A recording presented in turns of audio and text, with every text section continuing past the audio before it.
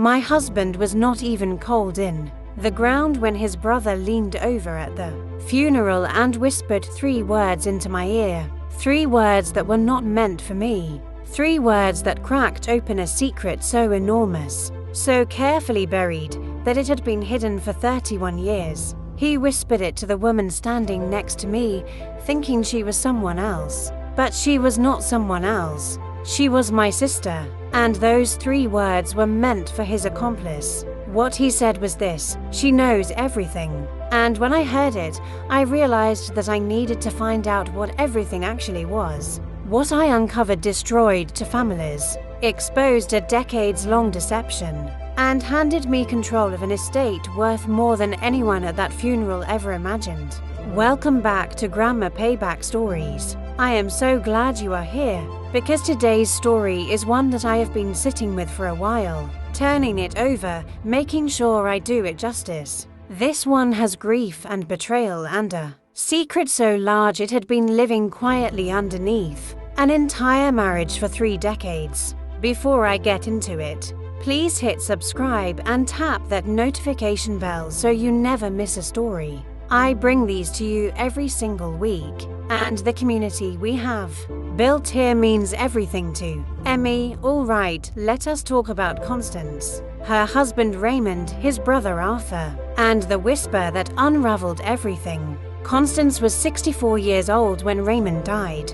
They had been married for 31 years, raised 2 children together, and built what looked from the outside like a solid, respectable, happy life. Raymond was a civil engineer. Constance had worked as a school librarian for 25 years. They were churchgoers, community members, the kind of couple that showed up to things and helped out and remembered birthdays. Nobody had a bad word to say about Raymond. That was part of the problem. The funeral was on a Saturday in October. It was a large service because Raymond had been well liked, and the church was full. Constance stood at the front receiving mourners for what felt like hours. Her sister Eleanor at her side the entire time. Eleanor had driven 6 hours to be there, and she stood close to Constance all morning, one hand always ready on her arm, because Eleanor had always been the steady one. Arthur arrived late, Raymond's younger brother, 58 years old, a man Constance had known for 3 decades and never particularly trusted. Without being able to say exactly why, he embraced Constance with the performance of grief, and then he leaned sideways toward Eleanor, whom he had met perhaps twice in 30 years and clearly did not recognize. And he whispered it: "She knows everything." Then he straightened up, composed his face back into mourning, and moved down the receiving line. Eleanor looked at Constance. Constance looked at Eleanor. Neither of them said a word, but they both understood that something had just cracked open. That evening, after the guests had gone, and the children were asleep in their old rooms and the house was finally quiet, Constance and Eleanor sat at the kitchen table with 2 cups of tea and talked through it carefully. Who was Arthur talking to? Who did he think Eleanor was? What did she know? What was the she? And most critically, what was the everything? Constance thought hard about who had been standing near her all morning. She thought about the women who had come through the line, and then she remembered a woman she had not recognized, who had cried quite a bit, who had introduced herself only as a colleague of Raymond's from years ago. Constance had not thought much of it at the time. People cried at funerals, but now she thought about it differently. She described the woman to Eleanor. Eleanor remembered her. Medium height, dark coat, perhaps late 50s, came through early in the service.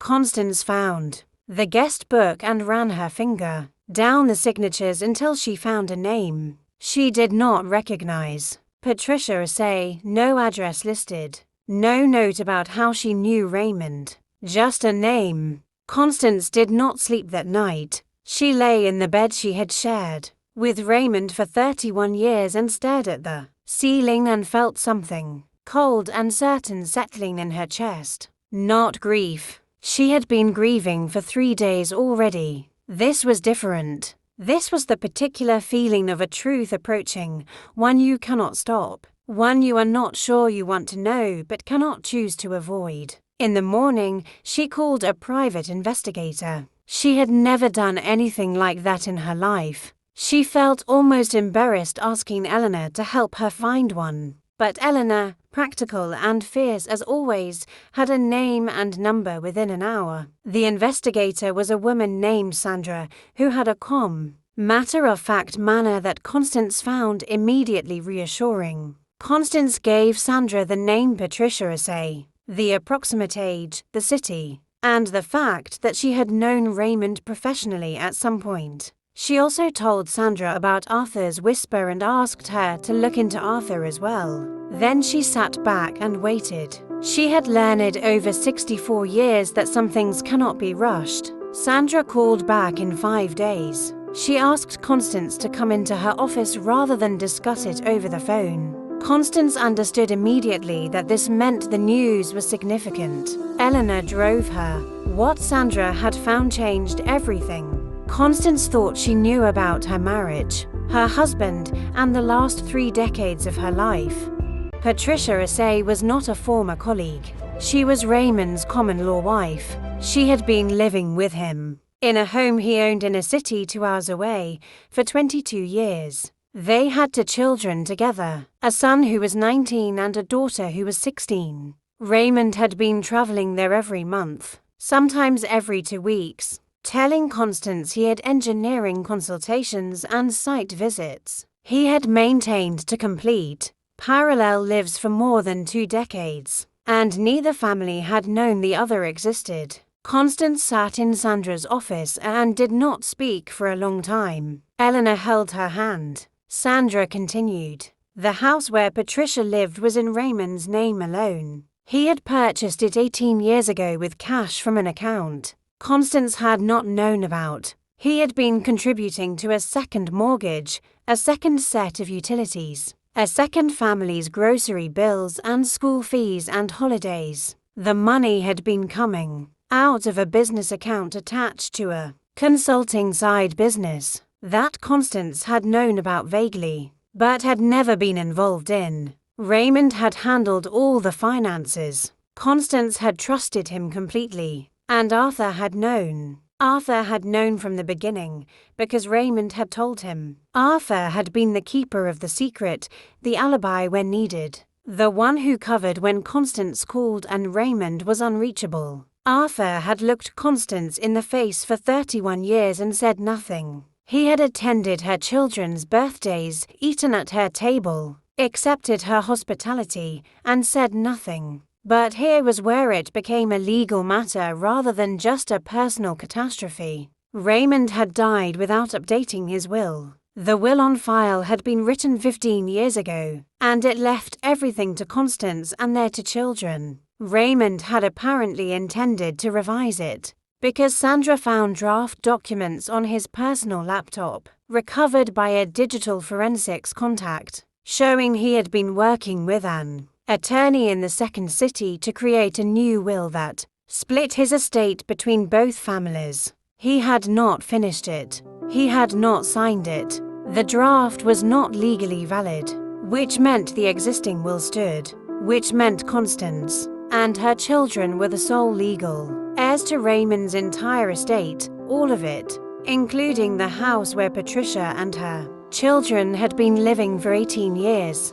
Patricia did not know about Constance. That was the detail that sat most heavily with Constance afterward. Patricia was not a scheming other woman who had knowingly helped Raymond deceive his wife. She was a woman who had been told she was in a committed partnership, who had built a life around that belief, who had raised 2 children with a man she trusted, and who had also been lied to for 22 years. In that sense, they were the same. Both of them had loved a man who was not who he claimed to be. Both of them were collateral damage. Constance thought about this carefully for several days before she made her next move. Arthur was a different matter entirely. Arthur had been a willing participant in the deception. Arthur had covered for Raymond actively for 31 years and had never once shown any discomfort about it. Arthur had also, Sandra discovered, been compensated for his silence.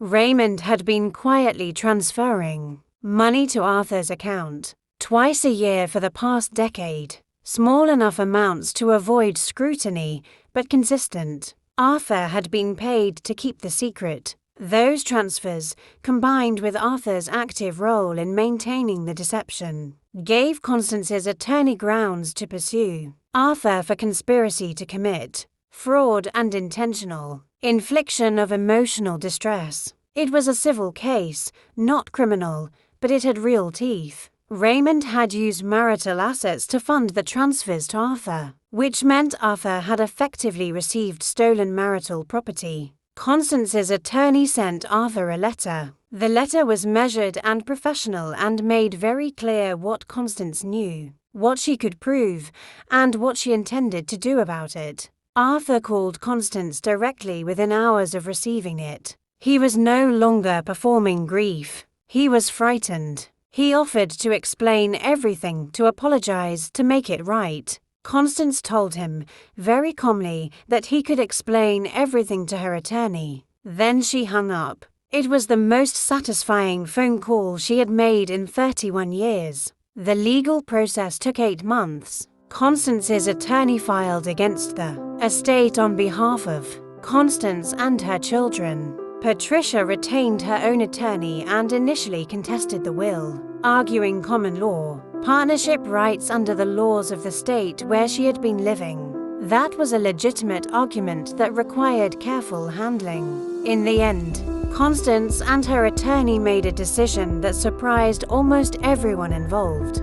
Constance called Patricia directly. They met at a coffee shop, cried for 3 hours, and realized Raymond had lied to both of them the exact same way for years. Instead of fighting, they made a deal. Constance kept the main estate. Patricia's children got a trust fund for education and adulthood. The house was sold. It wasn't equal, but it was fair. Arthur didn't get off easy. Constance sued him. He lost a chunk of his savings and a property. His wife left him. Months later, Constance stood in her kitchen making her late husband's favorite dessert, not out of love, but because it was good, and she refused to let betrayal steal her recipes. She took back everything she could. 3 whispered words at a funeral. She knows everything had unlocked it all.